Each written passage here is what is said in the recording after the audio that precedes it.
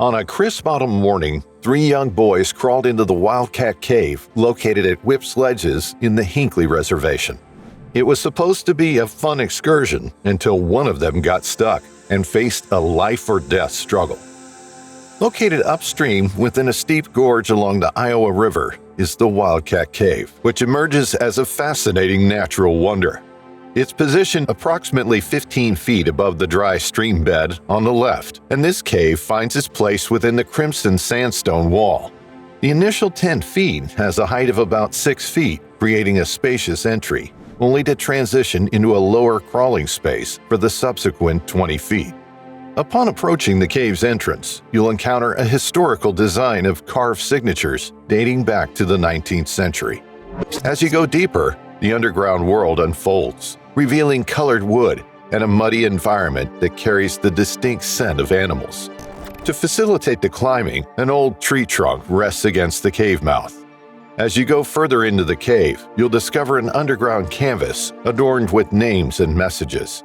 These inscriptions, meticulously chiseled into the rocky tunnel walls, tell tales of past explorers, leaving a lasting mark on the geological narrative of Wildcat Cave.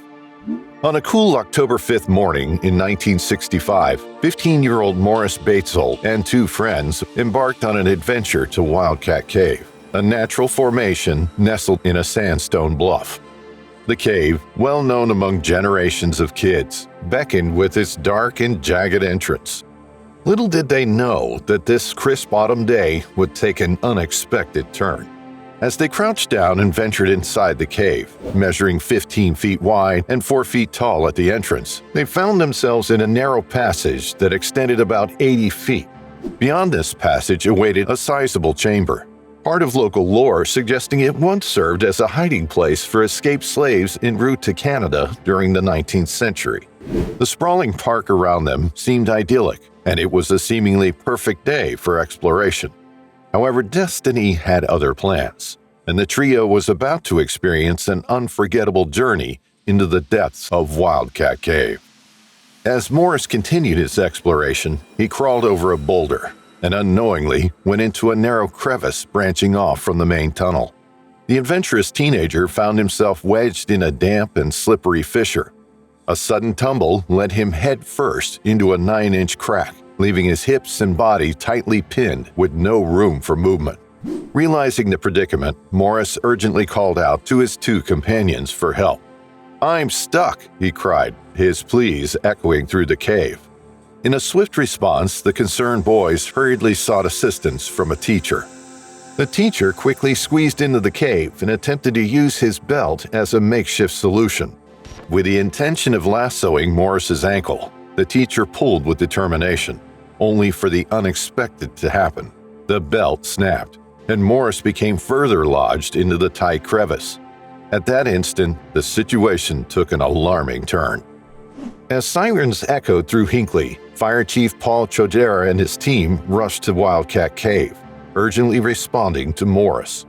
Despite their efforts, attempts to extract the boy using hooks proved unsuccessful. The situation grew more challenging.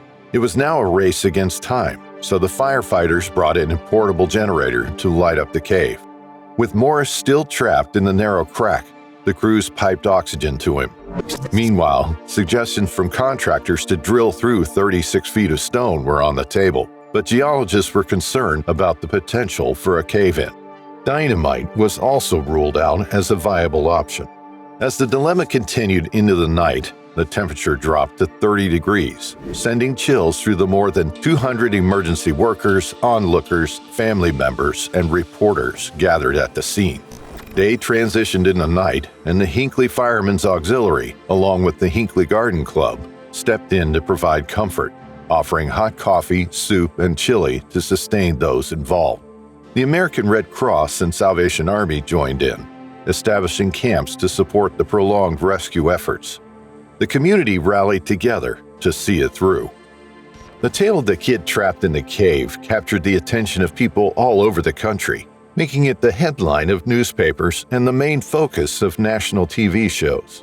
Radio broadcasts pleaded for assistance from anyone willing to help, leading Evelyn Pinky Pettit, a nurse from Akron, to drive to the cave. Thanks to her petite stature, she managed to squeeze into the passage, getting as close as 5 feet to the trapped boy. Over the course of nearly 3 hours, she provided comfort to the frightened child. To enhance the rescue efforts, Terry Brown, a seasoned cave explorer from Akron, ingeniously set up a makeshift pulley system using a metal ring anchored to the cave's roof. Despite the collective efforts of rescuers pulling and tugging, Morris only budged a few inches. Throughout the entire night, rescuers tirelessly attempted to lift Morris's spirits. They asked about his girlfriend, assured him of a steak dinner, and even had him count to 25 and back again. Various well-wishers tried diverse approaches to reach Morris, with numerous petite people offering their help, though many couldn't get close enough. As the night passed, the situation became more critical. In the morning, the U.S. Air Force stepped in, flying a team from the National Speleological Society in Washington, D.C.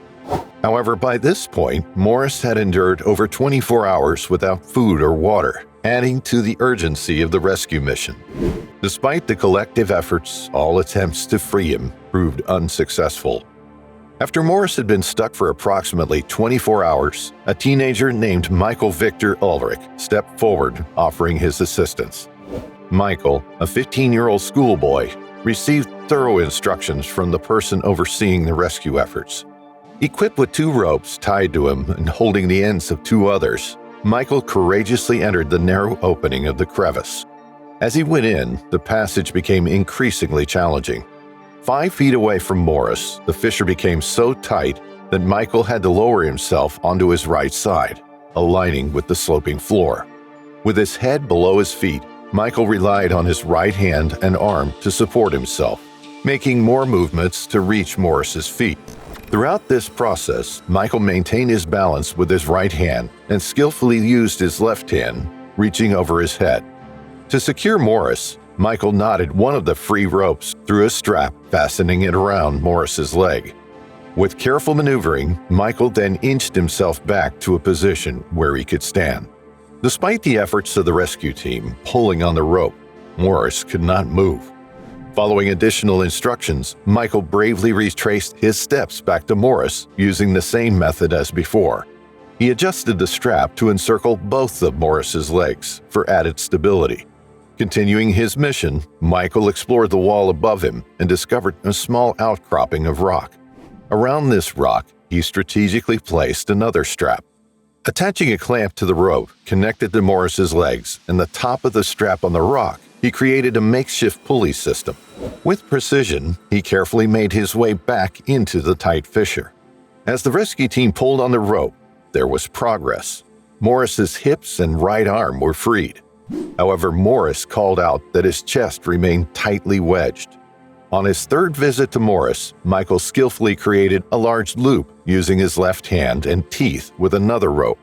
He carefully passed this loop over Morris's left arm, allowing Morris to guide it over his head and under his right arm. Michael then replaced the existing rope with the loop in the pulley system before stepping back from the crevice. Each of these trips took approximately 30 minutes. Morris, now covered in a slippery solution, had grease boards placed beneath him.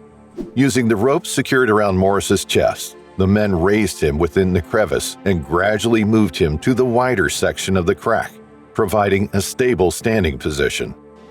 Loud cheers filled the air when the boy, who was wrapped in a warm blanket, came out of the passage after more than 24 hours of a challenging experience. A large crowd of onlookers clapped joyfully as he was carefully placed into a waiting ambulance.